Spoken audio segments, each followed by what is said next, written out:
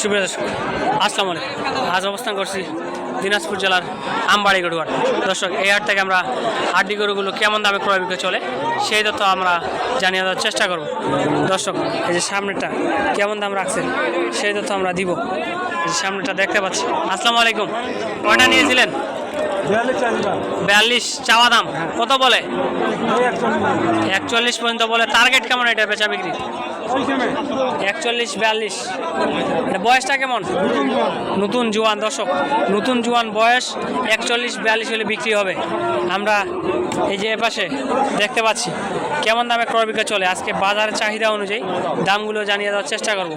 এই যে এপাশে সাদাটা কেমন দাম রাখছে সেই তথ্য আমরা দিব। দর্শক, সম্পূর্ণ প্রতিবেদনের সঙ্গে থাকবেন। চ্যানেল নতুন হলে অবশ্যই একটি লাইক দিবেন। আমরা দামগুলো জানিয়ে দেওয়ার চেষ্টা করব।